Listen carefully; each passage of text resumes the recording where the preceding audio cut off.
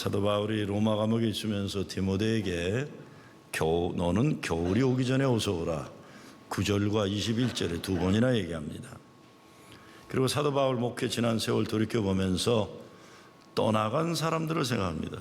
그리고 지난날 목회에 큰 도움이 되었던 사랑하는 성도들을 기억합니다. 변함없는 믿음으로 사도 바울과 함께 사역했던 브리스가와 아굴라 부부와 오네시보로 집에 문안을 전합니다. 겨울이 오기 전에라고 했습니다. 인생의 마지막 단계인 겨울입니다. 바울에게 있어서 인생의 겨울은 인생 노년기만이 아니라 순교의 때입니다. 이제 이 겨울이 지나가게 되면 순교하게 될 것을 예감합니다. 4장 6절에 보면 내가 관제와 같이 부음이 되고 나의 떠날 기약이 가까웠도다. 그래서 두려워하지 않고 성도들에게 죽음을 앞둔 인생의 중요한 가르침을 주고자 합니다. 4장 7절에 8절 보면 그의 죽음에 대한 믿음을 보여주는데 이렇게 말합니다. 내가 선한 싸움을 싸우고 나의 달려갈 길을 마치고 믿음을 지켰으니 이제 후로는 나를 위하여 의의 면류관이 예비되었으므로 주 곧 의로우신 재판장이 그날에 내게 주실 것이니 내게만 아니라 주의 나타나심을 사모하는 모든 자에게니라. 순교하여 육신이 죽어도 천국의 의의 면류관이 예비되었기 때문에 죽음이 두려움만이 아니라 주님 만날 천국 소망의 메시지를 주고 있습니다. 삶을 정리해야 되는 인생의 계절에 그는 너는 어서 속히 내게로 오라. 겨울 전에 너는 어서 오라 편지를 씁니다. 인생의 겨울이 닥치기 전에 준비할 것이 있었기 때문입니다. 13절 하반절에 보면 내가 올 때에 내가 두로와 가보의 집에 둔 겉옷을 가지고 오라 그랬어요. 외투에, 그렇죠? 외투가 필요한 거예요. 겨울 되니까.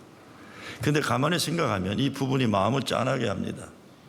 겨울이 필요하면 의사인 존 루크가 옆에 있었어요. 그러면 루크한테 부탁이 돼. 야, 내가 춥다. 내복하고 메리아스 이런 거 좀 사다 달라. 그래도 돼요. 그렇죠?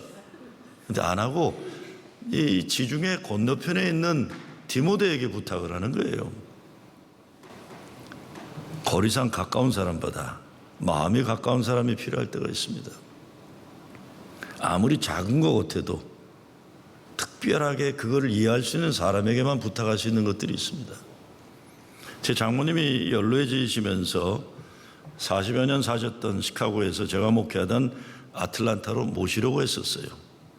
그때 본인이 다니시던 교회 생활이 더 중요하다고 안 오겠다 하셨었습니다. 그런데 어느 날 넘어지셔서 거동이 어려워지면서 애틀란타로 오셔야 됐는데 본인이 사시던 노인 아파트에 있는 자신의 개인 물건들을 정리해야 하니까 처남내외가 자기들이 가서 어머님 짐을 정리하겠다고 했습니다.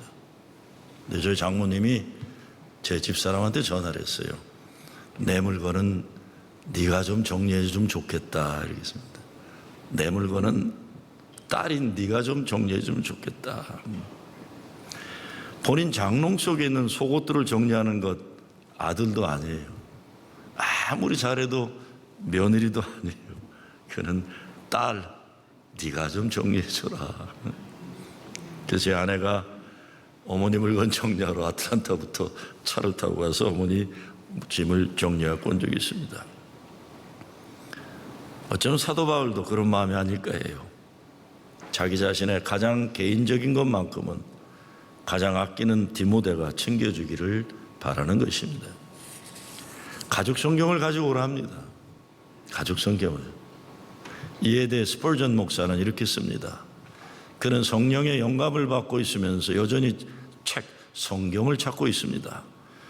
최소한 30년 동안 설교를 했지만 그는 여전히 책을 찾고 있습니다. 웬만한 사람보다 더 풍부한 경험을 갖고 있었지만 그는 여전히 책을 찾고 있습니다. 3층천까지 올라갔다 왔고 사람이 말로 표현할 수 없는 말을 듣고 왔지만 그는 여전히 책을 찾고 있습니다. 신약 성경의 대부분을 썼지만 그는 여전히 책을 찾고 있습니다. 바울은 디모데에게 그러므로 또한 모든 설교자들에게 다음과 같이 말하는 셈입니다. 독서에 힘쓰라. 다른 사람의 두뇌에서 나오는 생각을 쓸 줄 모르는 사람은 자기만의 두뇌가 없다는 것을 방증합니다. 형제들이여, 목회자들이 그렇다면 이는 또한 모든 사람에게 적용됩니다. 여러분은 독서해야 합니다. 흥미거리 서적들은 가능한 한 내려놓고 대신 건실한 신학 서적과 특히 청교도 저자들의 것, 성경 강해 서적을 가능한 한 많이 공부하십시오.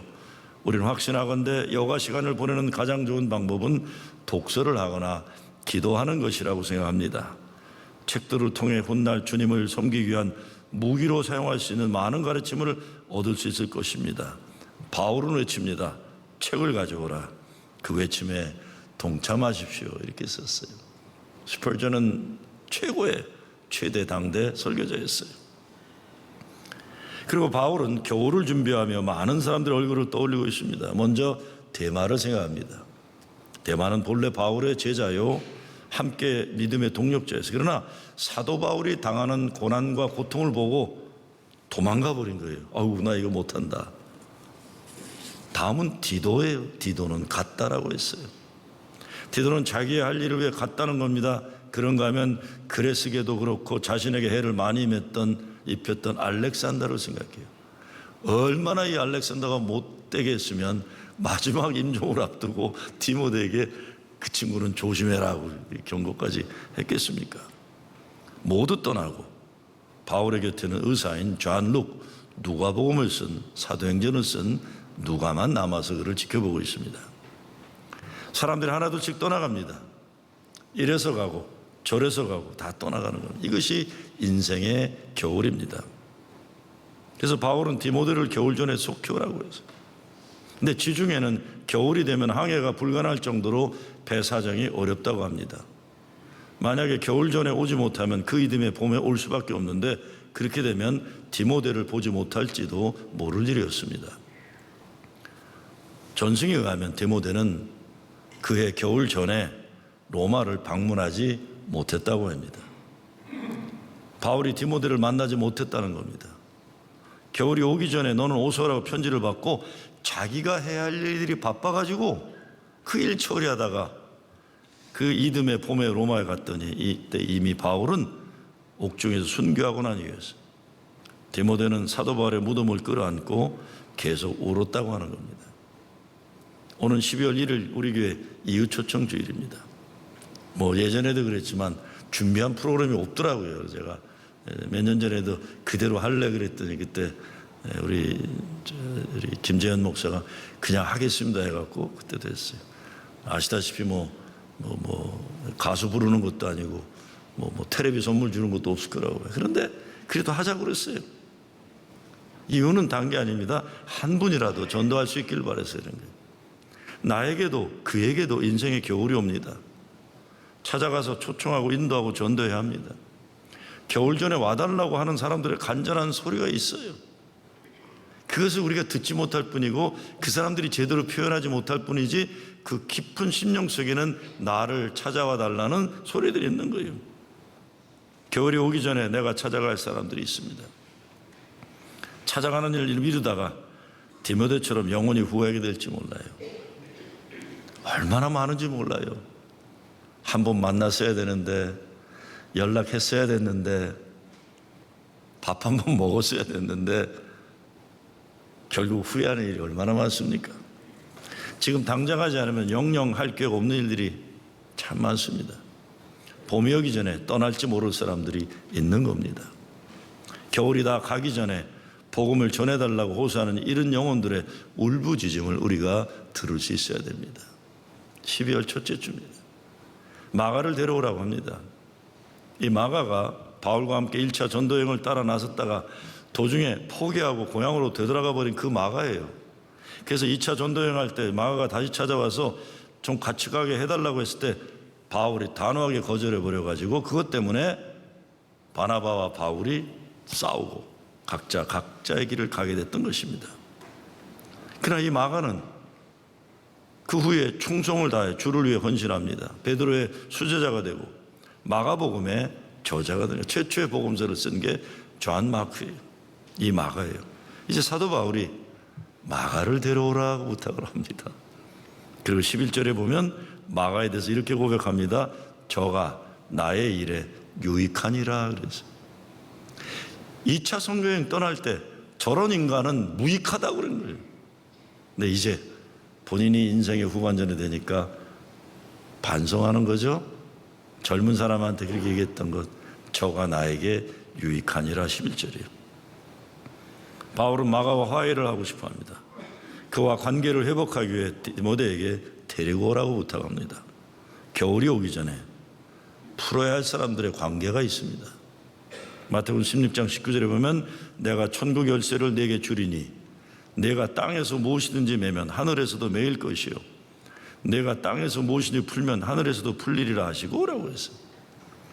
인생의 겨울이 오기 전에 저와 여러분이 열어주고 풀어주고 만나야 하고 사랑한다고 괜찮다고 말해줄 사람들이 있는 겁니다. 16절에 보면 내가 처음 변명할 때에 나와 함께 한 자가 하나다 없고 다 나를 버렸으나 저희에게 허물을 돌리지 않기를 원하노라. 잘못된 것이 있지만 그들에게 허물을 돌리지 않기를 원한다라고 말하는 겁니다. 이것이 겨울을 앞둔 성숙한 사도 바울의 마음입니다. 바울은요, 어떻게 보면 하나님과의 관계에서는 문제가 없었어요. 그런데 사람들과의 관계를 인생 후반전에 풀어야 되겠다는 생각을 하게 되는 겁니다. 어떤 때 우리도 하나님과의 관계보다 사람의 관계가 어려울 때가 얼마나 많은지 모릅니다. 바울은 우리가 감히 비교할 수도 없는 위대한 신앙인입니다.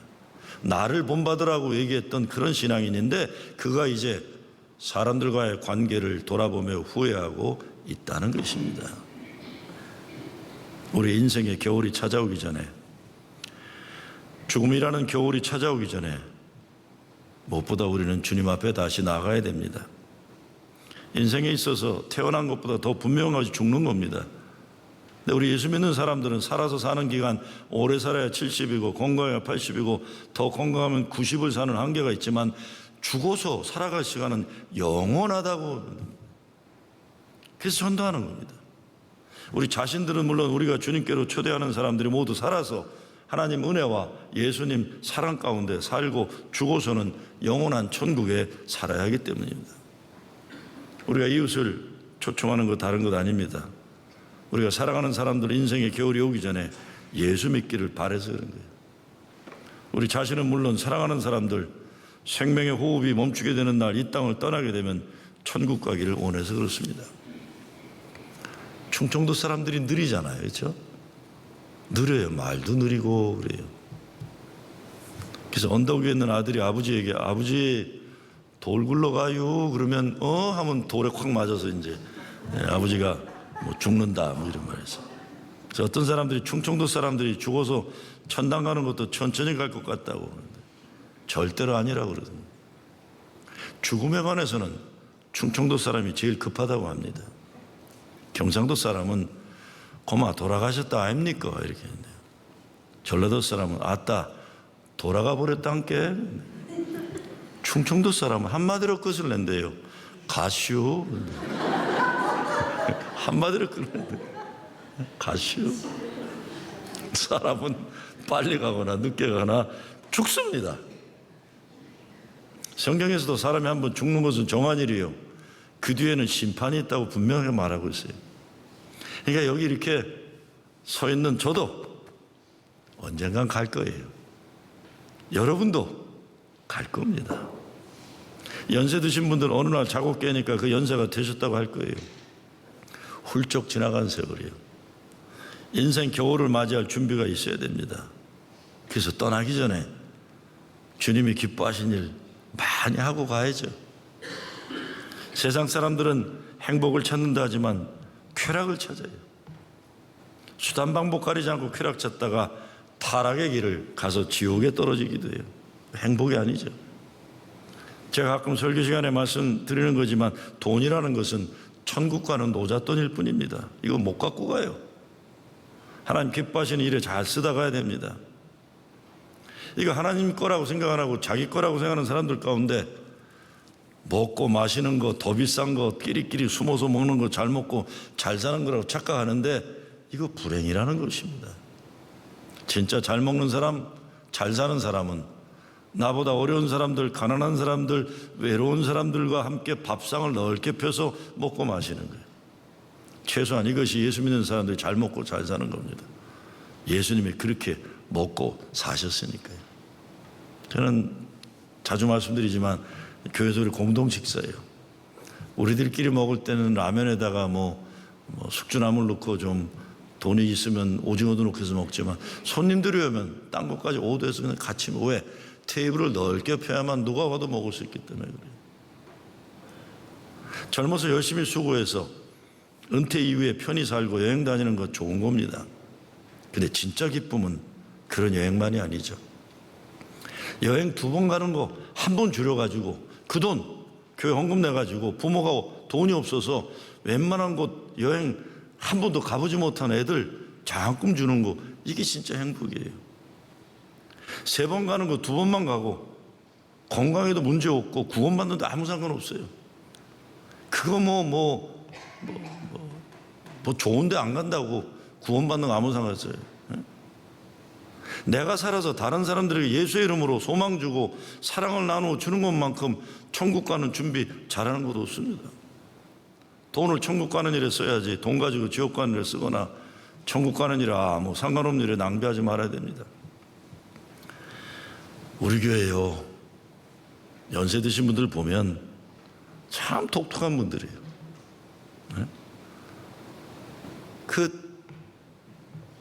제가 요즘에 이제 교회 수리 때문에 하는데 가끔 제 방에 오시는 권사님들 계세요. 그럼 무슨 일이 있나 할 정도로 긴장한 얼굴과 눈물 글썽한 얼굴이에요. 권사님, 무슨 일 있으세요? 집안에 무슨 일 있나 걱정해. 눈물이 글썽하니까. 아니요, 목사님. 이거요. 보면 교회에다 내는 헌금이에요. 1년 내내 먹을 것 안 먹고 입을 것 안 먹고 그냥 고기 준비했다가 교회 필요하다 그러면 내시는 분들이 기쁨으로. 모르긴 몰라도 이렇게 헌금 낸 기쁨은 크루즈 다니지도 못하고 여행 많이 못 다녀도 예수님과 구름 타고 다니는 행복 여행 다니는 분들인 겁니다. 참 독특한 교회예요. 제가 오늘 목회성에도 썼지만 우리 교회만큼 주님께 드려지기를 기뻐하는 분들이 많은 교회가 이 시대에 거의 없을 거예요. 바꾸는 제가 재정부에 넘기기 전까지 참 생각해. 아이고 권사님 참 이거 가지고 옷도 사 입으시고 남들처럼 여행도 다니시지. 인생의 겨울이 갑자기 오기 전에 깨달아야 할 것들을 깨달아야 합니다. 예수 믿는다고 하면서도 예수님 가르침이나 예수님 마음과 전혀 관계없이 사는 사람들이 얼마나 많아요. 근데 진짜 예수 잘 믿는 사람들은 행복이 뭔지 알아요. 그리고 살아있으면서 사는 행복만이 아니라 죽어서 천국 가는 부활의 소망, 참 기쁨과 행복을 아는 것입니다. 지난주에 설교에도 말씀드렸지만 아모스 선지자는 내 하나님 만나기를 예배하라고 했고, 중세기 수도사들이 표어 가운데 메멘토 모리, 죽음을 기억하라는 말이에요. 이 말은 로마 제국의 대장군들이 이제 큰 전쟁에 승리하고 로마 개선문으로 쫙 개선장군이 들어올 때 노예 한 사람이 그 앞에 달려가서 외치는 소리가 있다고 합니다. 메멘토 모리라는 게. 로마 황제가 아침에 일어나면 가장 먼저 찾아와서 황제요, 당신의 죽음을 기억하라고 외치는 제스처, 어린 광대가 있는 거예요. 절대로 이 사람들은 죽이지 못하고 했다고 그랬어요. 아무리 황제라고 해도, 아무리 대단한 전쟁을 승리로 이끈 개선군 대장군이라 해도 자기의 죽음을 항상 기억하라고 살아야 된다는 게 깨닫게 해주는 전통이 로마에 있었다는 겁니다. 메멘토 모리. 사람들은 죽음을 두려워하고 그것을 잊어버리려고 각종 오락이나 물질에 대한 욕구 등을 총동원합니다. 그러나 그런 성숙하지 못한 인간들의 몸부림일 뿐입니다. 우리가 잘 살아야 됩니다. 그러나 진정 잘 산다는 것은 매일의 삶을 하나님 만나기를 예배하는 삶으로 사는 것입니다. 그리고 죽음의 현실을 아는 인간이 될 때 비로소 우리는 삶의 고귀함을 알게 되고 죽음을 두려워하기보다 준비하는 믿음의 삶을 살게 되는 것입니다. 벌써 44년 전인데 저희 아버님 장례식 때 제가 기억하는 게 하나가 있어요. 장례식을 집례하시던 목사님이 설교하면서 그렇게 얘기하더라고요. 여러분, 여기 우리 앞에 김인월 목사님이 이렇게 누워 있는데 이 자리에서 우리가 잊지 맙시다. 살아있다고 교만하지 맙시다 그랬어요. 살아있다는 것에 대한 교만을 버립시다 그랬어요.